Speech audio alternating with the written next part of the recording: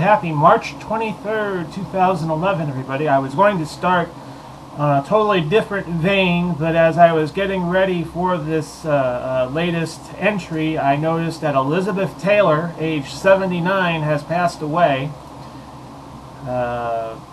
within the past hour or two. It broke, and the phone is ringing. Let's see who it is. Hang on.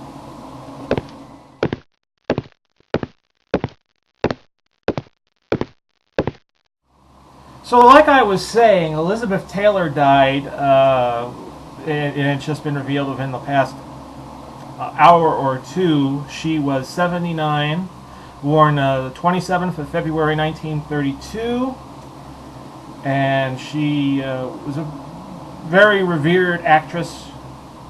Her peak was kind of in the 50s, 60s, and 70s. She didn't really do a lot of movies from the 80s on. I was just looking at her filmography.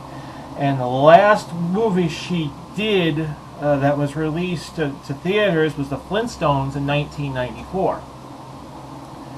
And she played the role of, you see here, Pearl Slaghoople, which I think is Wilma's mother or Betty's mother, one of the two. Anyway, she was also the voice of Maggie Simpsons in an episode of The Simpsons in 1992, where she says at the end of one Simpsons episode, "Daddy!"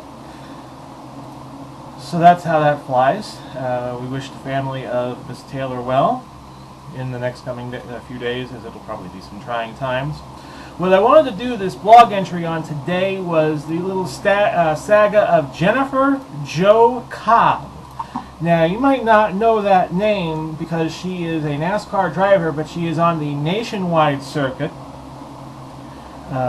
She is 37 years old, about to turn 38. She's been a driver for 7 years in the NASCAR circuit, and she's in the nationwide series this year. Now, a very odd thing happened at her race in Bristol, Tennessee. Now, for those of you unfamiliar with NASCAR, Bristol is a half-mile track where you do laps in 15 seconds time, and it's shaped like a cereal bowl that you could find in your kitchen cabinet. It's banked on the sides, and it's a very fun track to watch because it's close quarters racing, and you have to be a little more careful as to what you do, and this usually leads to tempers fraying. And it's not too unusual at the end of one of these NASCAR races at Bristol that fights break out because drivers get mad at each other because one cuts another one off or so forth.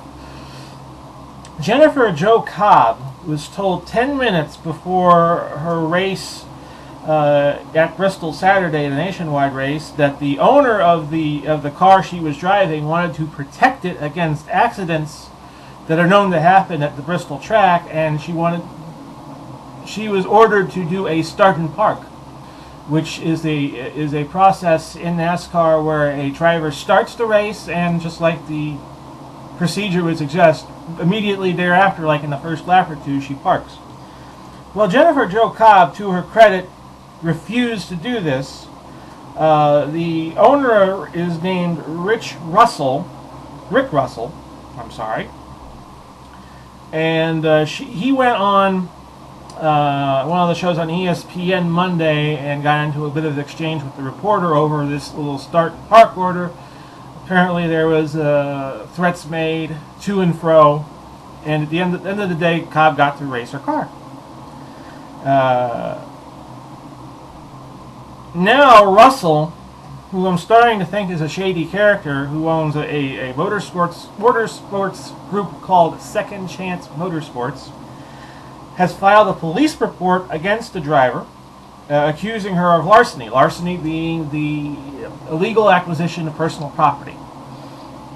Russell is saying that Cobb and her crew chief, Steve Kuykendall, stole $16,000 worth of parts from his facility in North Carolina.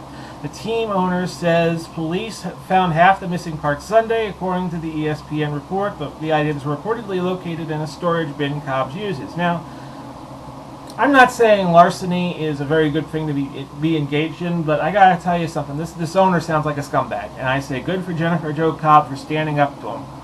I think start and park should not be allowed in a NASCAR race, plain and simple.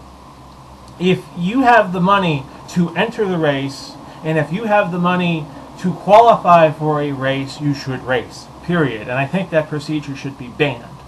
Like I said, if you don't want to race, don't qualify it, don't enter it.